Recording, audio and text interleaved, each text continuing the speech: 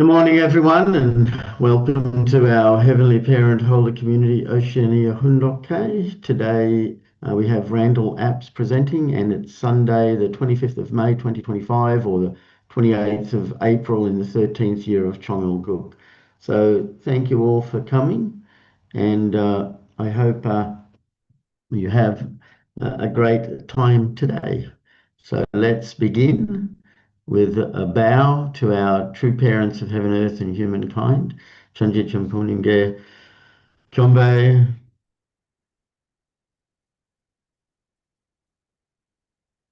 Paro. And let's recite our family pledge, both in Korean and English. 가존맨세 8. 천일국 주인, 우리 가족은 참 사랑을 중심하고 천일국 시대를 맞이하여 절대 신앙, 절대 사랑, 절대 복종으로 신의 일제 이상을 이루어 지산천국과 천산천국의 해방권과 속방권을 완성할 것을 맹세하나이다. Family pledge number 8. Our family, the owner of Chongil-guk, pledges having entered the era of Chongil-guk to achieve the ideal of God and human beings united in love through absolute faith, absolute love, and absolute obedience, and to perfect the realm of liberation and complete freedom in the kingdom of God on earth and in heaven by centering on true love.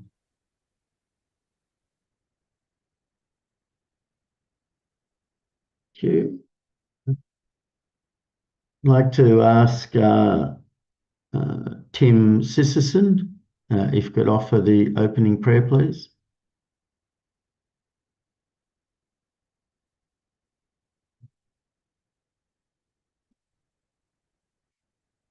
Join me in prayer. Good morning, Heavenly Parent. We're so grateful that we have our true parents, our Holy Mother Han at this time, who is revealing the Mother God, revealing the secrets of the Han people who have, in parallel with the Israel people, Heavenly Parent, been guided and prepared to receive the only begotten daughter. It's truly amazing, Heavenly Parent, and we want to really understand artistically, and we want to support your providence at this time, really coming to become one with Holy Mother, with your feminine nature, Heavenly Parent.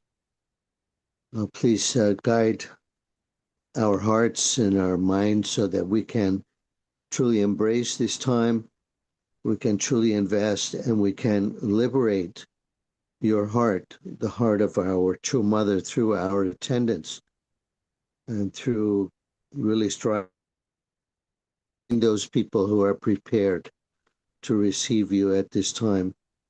I sincerely offer this prayer and reporting in gratitude. So bless Central Family attending Holy Mother Han, Jew.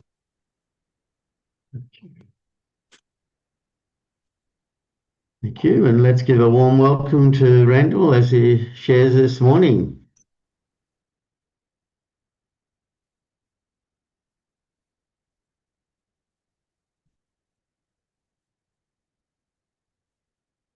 That's a good idea. Unmute. Yeah. Okay. Thank you for this. It was with a little bit of short notice that I've been invited to talk today, but that's okay. Recently, we've had an election in Australia, and so I was wondering what kind of things would it be good to share with politicians. And so I went back to see some of the ways that Father was talking to different politicians at different times. This is, let's see. How do I share this now?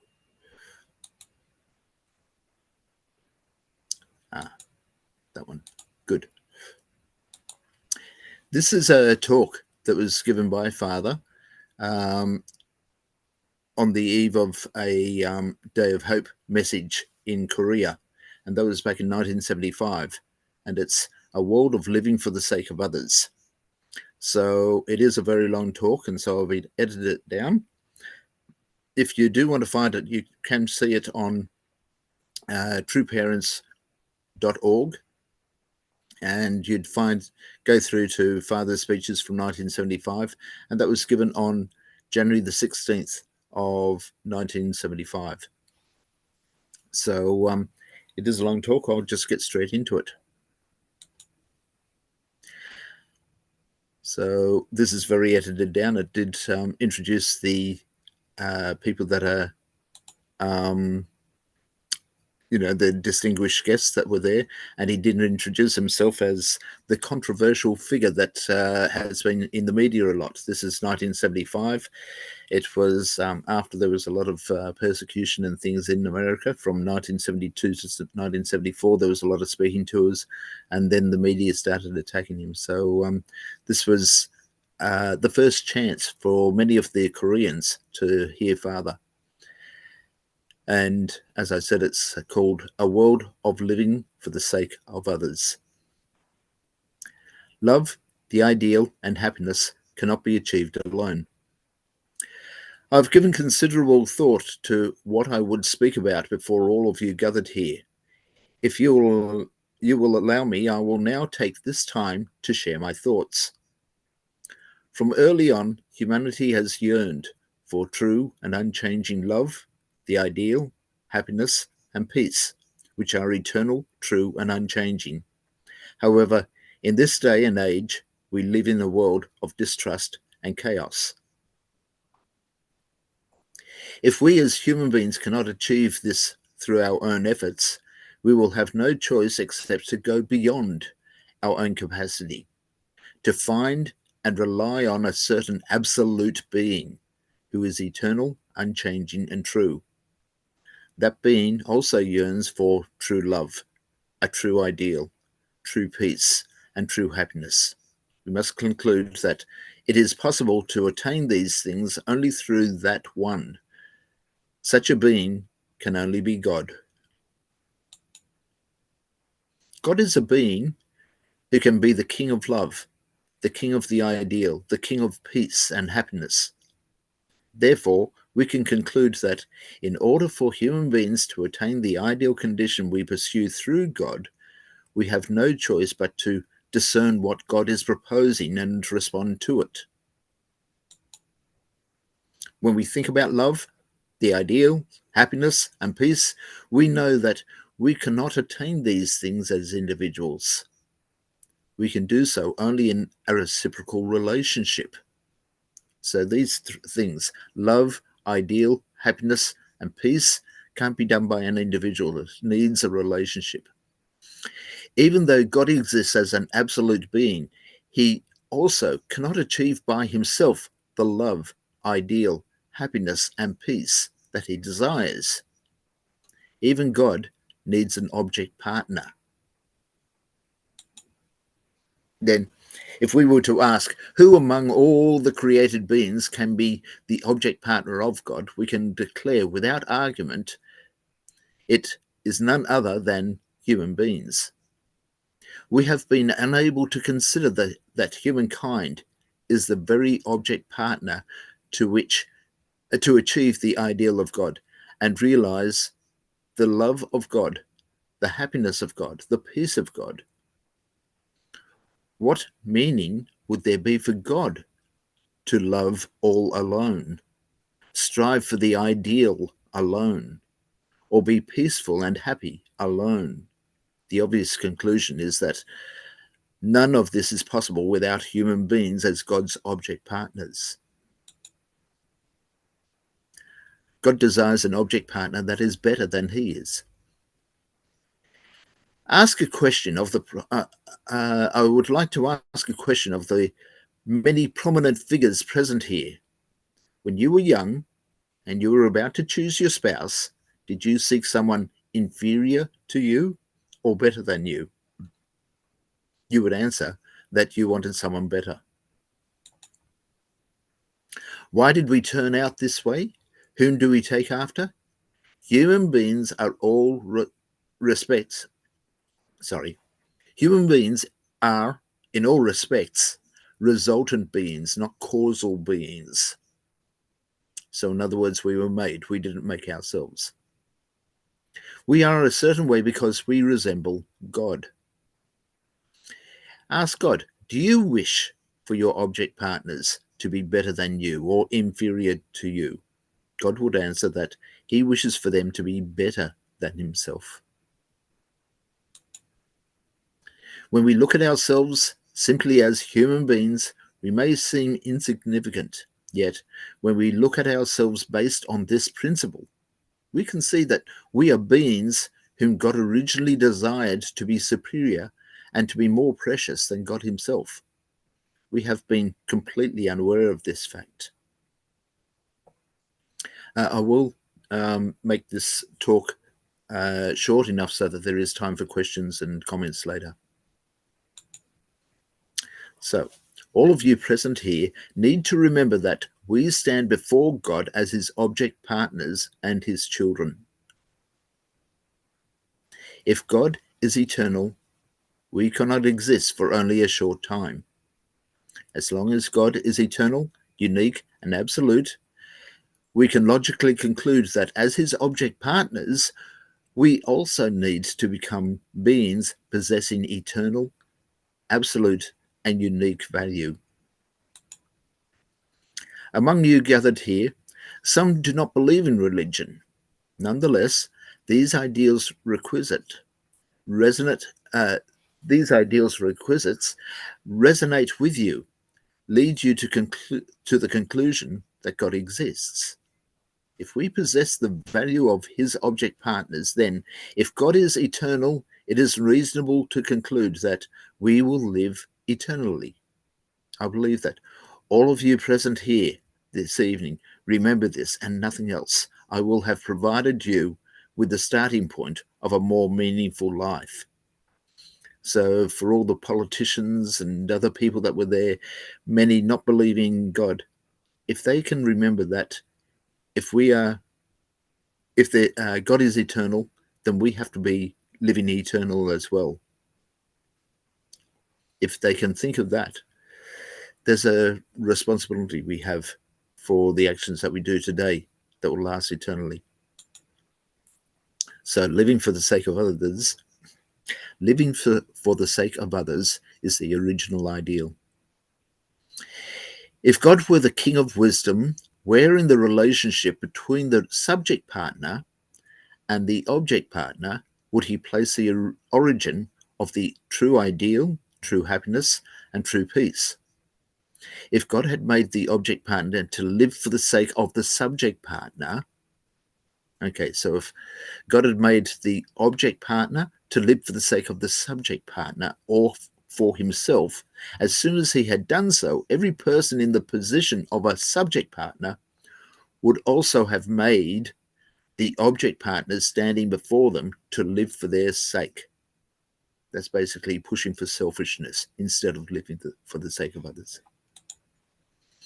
If this had taken place, the path to unity would have been blocked. They would have been divided. Not only God himself, but also true human beings accept the principle that they need to exist for the sake of others. True love stems from living for the sake of others. True ideal stems from the living for the sake of others. True peace and true happiness can only be found when one lives for the sake of others. Humankind has not known that this is the basic principle of the creation of the universe. If you ask me to describe true parents, the answer would be that they are people who were born for their children, who live for their children, and who would die for their children. Only then can the love of a true parent be established, and only then can they appear before true children as true parents.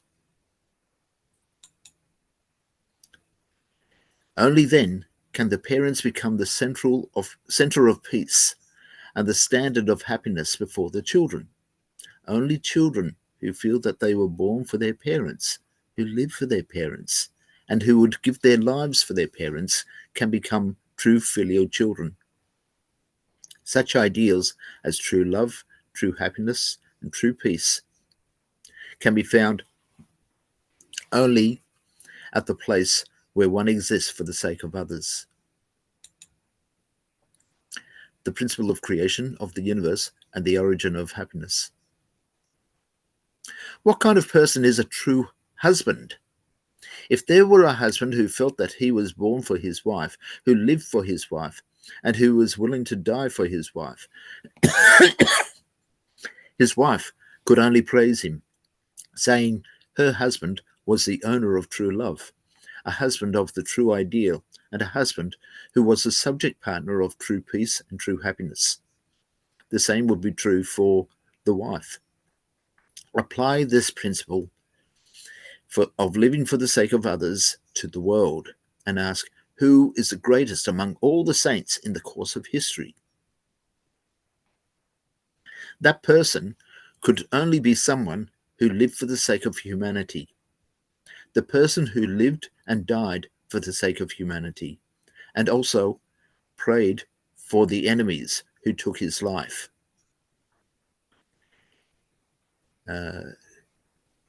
Is indeed Jesus Christ. Thus he is the greatest saint in history. The principle of the creation of the universe and the origin of human happiness begin from existing for the sake of others. Just a little note here. A lot of Christians are really caught up with the fact that Jesus died and came back. But I had and this is really pushed in Christian cultures, but I had a friend from Japan that didn't come from a Christian background. And she heard of how Jesus prayed for his enemies in Luke 23:34. That while he was being tortured to death, his prayer was, forgive them, forgive my enemies, forgive these people that are murdering me, for they don't know what they're doing. And she thought, I have never heard of anyone have that kind of love, that would love the enemies so much even. So this is why she became a Christian. It wasn't just because of Christmas pageants and Easter holidays, but she really caught the fact that the kind of love that it took to be able to love your enemy and pray for them was greater than anyone else from history. And so she also understood that he was the greatest saint in history. Okay, thank you. To give another example, if you were to ask why men were born, men are born for the sake of women. Nobody can refute that fact. Correspondingly, women were not born for the sake of women, they were born for the sake of men. Since God, the Lord of creation of the universe, established this as a principle of creation, we cannot enter the world of goodness, truth, happiness, and peace, the world of love and ideal, without following this principle. Religion teaches us to align with the original law. Now remember, this is all different types of people that he is talking to, many different religions, some who belittle other religions other than their own, or he's talking to people that don't believe in God, or that only focus on either science or politics. So this is now understanding the value of what religion teaches us to align the value of religion. Okay, so the place called the kingdom of heaven or paradise is a place where only those who live for the sake of God can enter. The place where only those people who knew they were born for the sake of others, who lived for the sake of others, and who were ready to die for the sake of others can enter. This is the structure of our ideal original homeland. God has established many religions throughout the course of history, through which he has trained human beings to God has established many religions throughout the course of history, through which he has trained human beings to help us find our way to that world. Religious believers need to be gentle, humble, and sacrificial, because that is the law of the original homeland. Be trained in the course of your life on earth to fit in when you go to the original homeland. The higher the level of the religion, the more it emphasizes a higher degree of sacrifice and service. Such religions have to emphasize this because we need to live in accordance with the laws of that world. The Bible, all in accordance with the one principle. So all the different scriptures are all in accordance with this one principle. One exists for the sake of others. Then why did God have to establish this principle of existing for the sake of others? To put it another way, if person A owned a debt to person B, if person B owned a debt to person A, person B ought to give back more than 100%. Person A would wish to give an even higher percentage back to person B in return. As they pursued this give and take, receiving back and forth, if we are living for the sake of others, the value of their exchange would not decrease. It gradually would increase. The concept of eternity is based on this principle. Just a little side thing. When people are talking about evolution, how does a lower type of being develop into a higher type of being? In science, this is impossible because the cause is greater than the effect. This will only be giving less and less. And when we look from a selfish point of view, then, of course, the next one will be lesser. But if there's the attitude of living for the sake of others, then that will help development and growth. The concept of eternity vanishes when you live for your own sake. The reason that God... Sorry, what was that?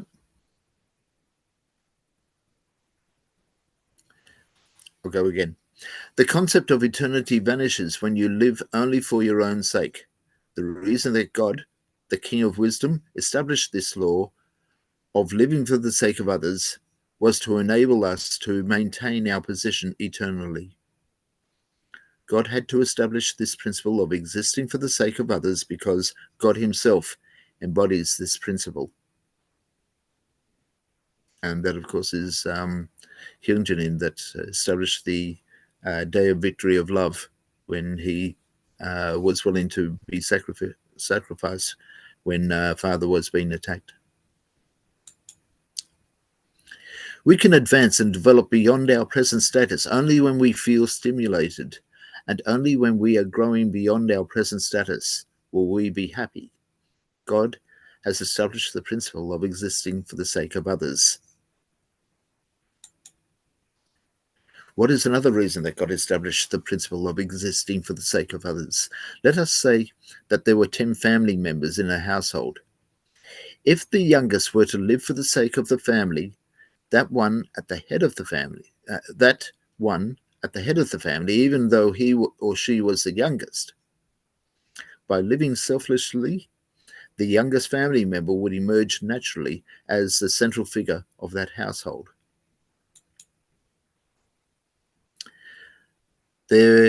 From there, being 1975 in the thick of the Cold War, Father also pointed out that a lot of the communist type of concepts were, you know, you have to fight and have conflict rather than live for the sake of others. And there was a lot of problems with the basic communist philosophy that goes against living for the sake of others, and that is one of the reasons why it would deteriorate. He then also went on to talk about how far the Unification Church was being persecuted and different reasons why the church could go on from there. So that speech, this is one of the really good talks that looked at presenting things in a way that even politicians could see, and that's why I was looking at this. There are other quotes that come later on as well that come from this same talk. If there is a God, he desires such people. He wants everyone to be his children. Therefore, his goal is to save all humanity and even the universe. Religions need to take off the fetters of nationalism, ethnocentralism, and racism in order to stand before the will of God, the full will of God. In other words, a world that upholds the notion that what belongs to me belongs to my wife. What belongs to the couple belongs to the family. What belongs to the family belongs to the clan. What belongs to the clan belongs to the people. What belongs to the people belongs to the nation. And what belongs to the nation belongs to the world. Such a world will eventually belong to God. And when something belongs to God, who does it also belong to? It belongs to me. So when I give all these things, it returns to me. Only when you have attained such a position can you hope to achieve your greatest desires. The realization of heaven in the family, heaven in the nation, heaven in the world becomes possible only through living for the sake of others. Not only that, we will also connect to the world where God can be happy together with humankind. This will be the world that can be called the ideal garden, wherein everyone can dance and sing. Such a place is a heaven that religions pursue. It is a heaven that will be realized on earth. Thus, we can conclude that such a place is the kingdom of heaven on earth. Ladies and gentlemen, I hope that through this event, you have embraced the principle of existing for the sake of others, and that you will now embody it by practicing it in your homes and your workplaces.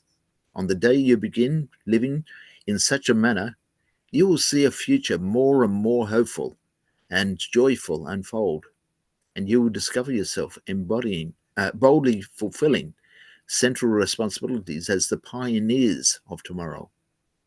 I hope you will strive to become such people, and I pray that the great blessings of God will be with your families, your society, and this nation. I've spoken before you this evening on the subject of existing for the sake of others. With these words, I now conclude this address. So,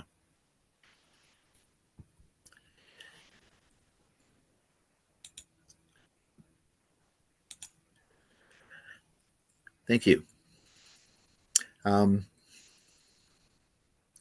There was a lot of, there's always a lot of talk about living for the sake of others, and so I hope that some of this was good at being able to get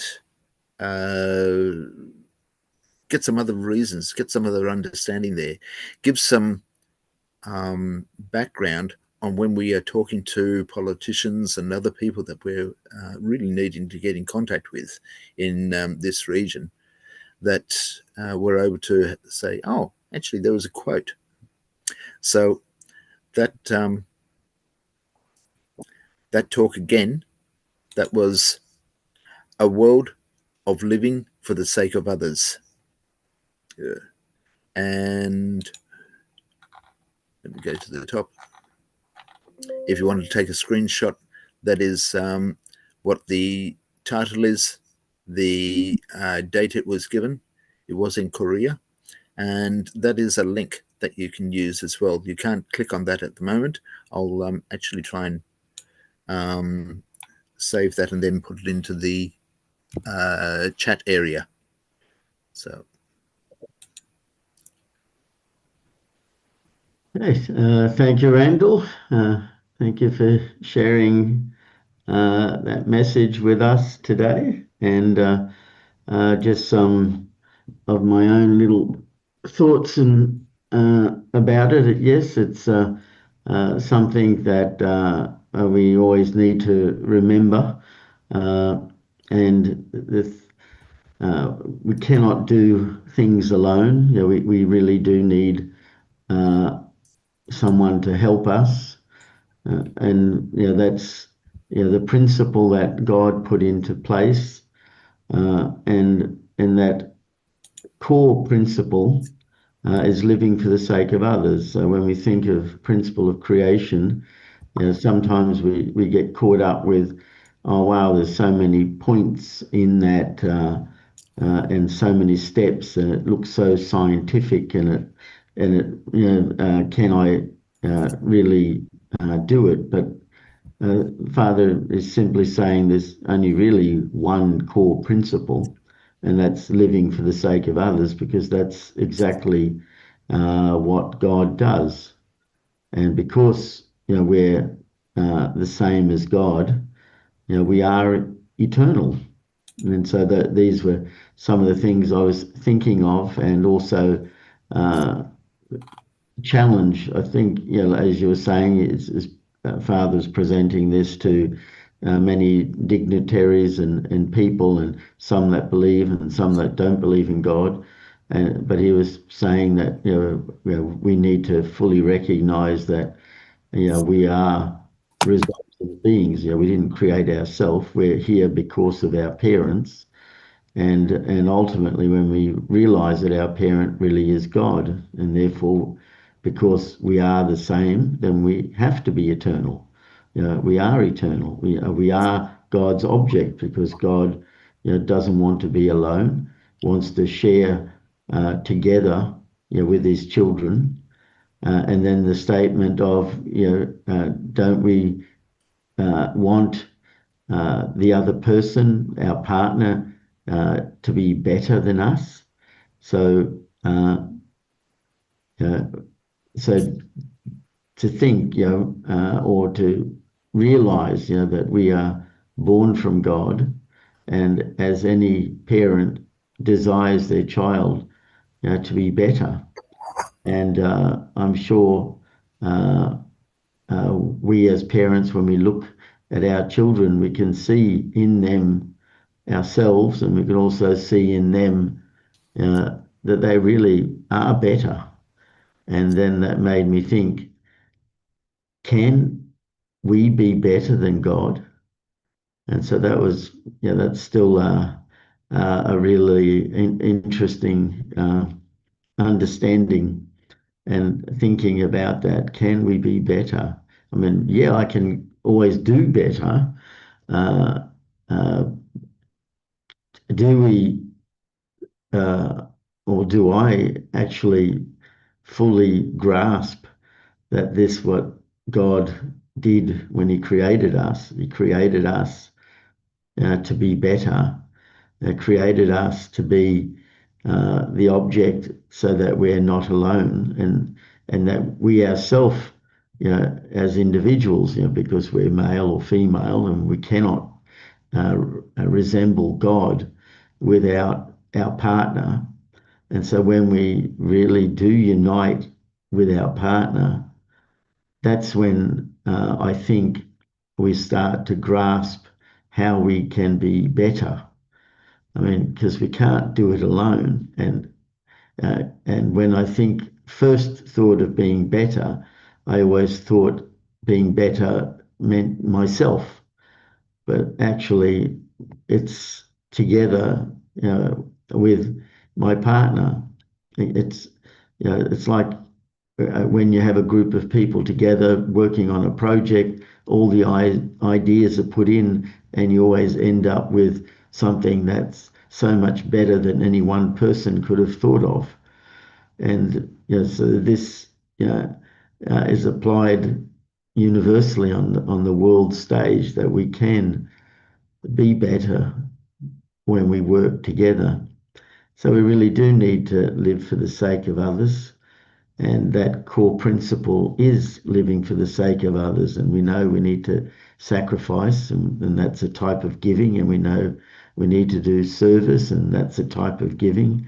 And so everything relates around giving. And so that's some of the realizations or reflections, and it comes from, I'm here because of you. And as you mentioned, that Japanese lady who didn't have a Christian culture was just inspired by the fact that Jesus, on the cross, could forgive the people, who are doing that to him, crucifying him. And that's quite a thing to be able to, in the midst of being hurt or attacked or violated, or to be able to say, I forgive you. I mean, people can do after the fact, when things are resolved, but to do while it's happening, is really a testament to Jesus's love and God's love.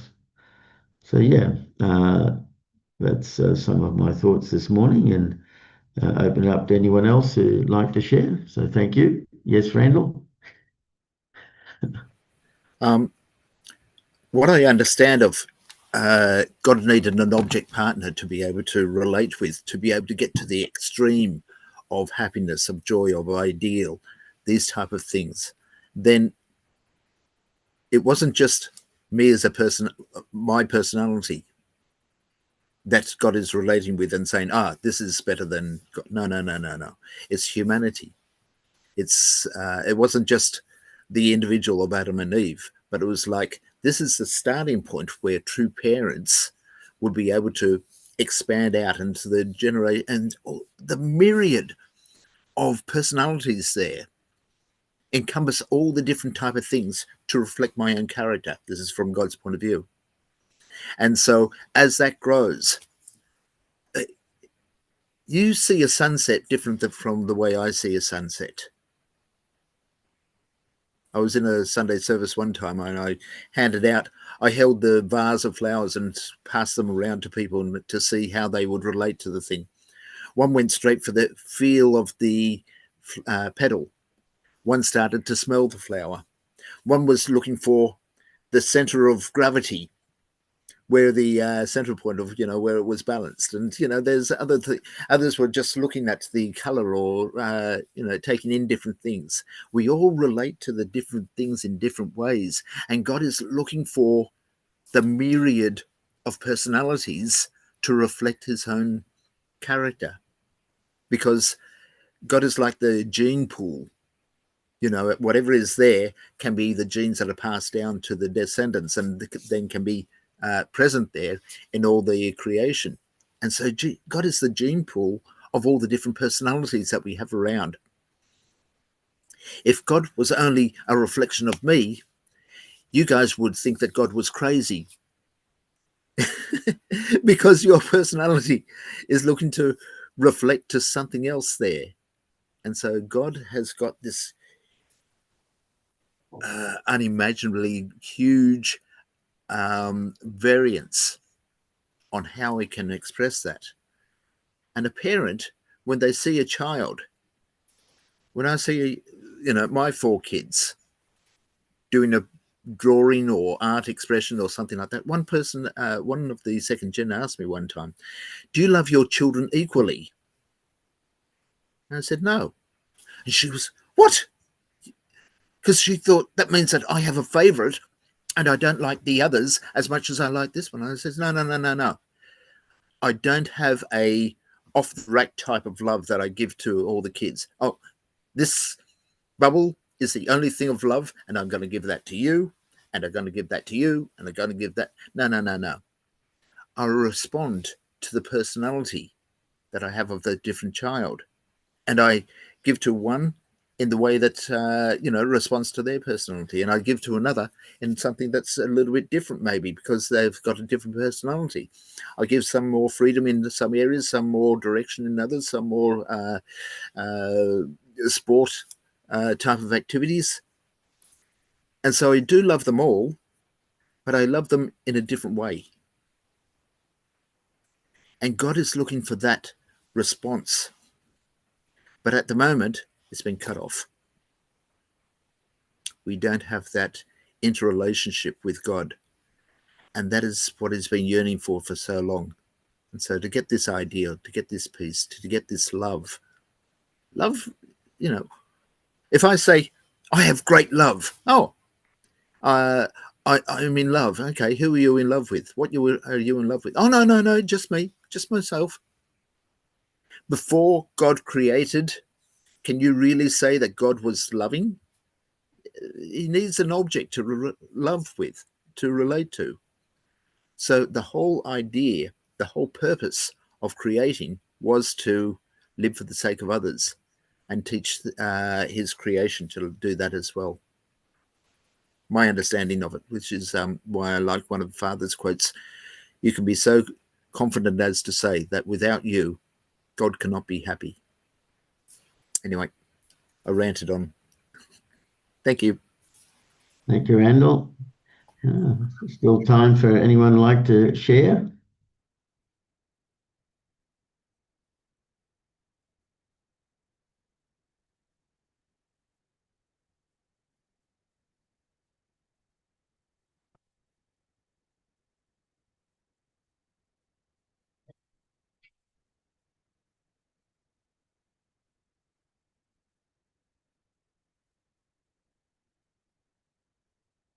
Yes, Mr. Rai, go ahead. Good morning. Thank you, Randall.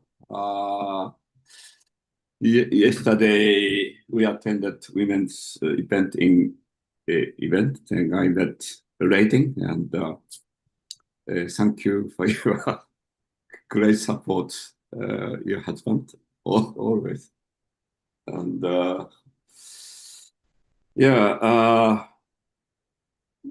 this 1975 Father speech, 1975, that time, I reflect on what I was doing. And that time, I was a Happy World in Japan, and with 1,000 brothers and sisters, doing kind of fundraising, selling ginseng, like morning to night time, like 30 days a month. Then I think that kind of activity. Then living for others. But I think that period, living for others, and I think I reflect living for the Messiah. So I remember when like John Paul went to like Solomon Island to sacrifice 3 years, and like Jeffrey went to like Zambia, like 15 years, 3 years Palau. That kind of period, I think living for others, but I think quite not for everyone. Like I think when God called us, people, we responded, and then we responded, but then like left home, and it's really people are doing incredible for the sacrifice, and then when Messiah comes, second Advent comes, people respond incredible and doing so much sacrificial way, and we are happy. I think most of the people are not regret, we're happy, but the people from others side, we say living for others, but some people are not happy and more painful. So the God providence is, that way people sacrifice, the other people are also really painful, right? And I think, that is one, I think, first generation was, the right course. Then if we can do more maturely, if we can do more mature, we can live for others, many people, very maturely. If you can do, then I think we can build it's a kingdom, I think. And I think some period, long time, we are really, truly, we are happy to sacrifice, right? But from now on, I think we can more maturely, we try to do living for others, try to do more other people. I think that way. Thank you. Yeah, thank you, Mr. Wright.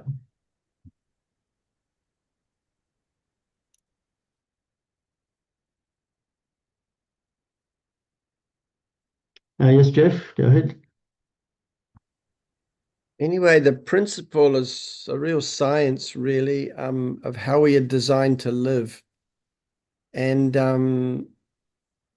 it's more than just that, because even though you know that science, you cannot live this science, for example, without conditions of changing blood lineage and it's sort of other dimensions. But anyway, in one sense, we deify true parents. But the reality kind of is that the father discovered a principle, and just like a scientist discover how electricity works, and then we all learn about it and we all utilize it. But obviously, as I'm saying, it's not anyone can discover that principle, and not only discover the principle, but live that principle, and which means overcoming our fallen nature, our selfishness. Anyway, it's quite complex, but anyway, it's an incredible speech of that Father gave. Thank you, Randall, for searching that out and getting us to drill down on it. Yesterday, also, like in Melbourne, they had a women's event. We had a UN Family Day in New Zealand. It was incredible. Only about 50 people came, but they were very good people. The Ratana sent representatives, Ratana Church and the Latter-day Saints, Sikh community and others, and our Top Gun missionaries and young second gen gave presentations, sang, and Kenji gave a really deep talk with Father's words. And it's just, I really feel like, God's kingdom is coming down, through this new understanding. People are beginning to get it. And it was the UN Families Day. So we really talked about, the core of restoring the families to save the nation without having, godly families. So it was just really amazing event. And the people came, really people basically of faith, and could really appreciate the content. Anyway, it was just a bit of a report there, but but reading Father's words at that event also, just like today, we could understand them and begin to get to understand where we're going, or the ideal. So anyway, thank you. Yeah, thank you, Jeff. Thank you.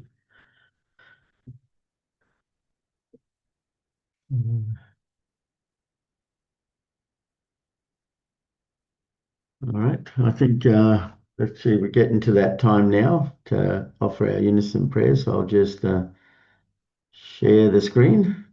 find it first. There it is. Okay. And let's pray together. Thank you.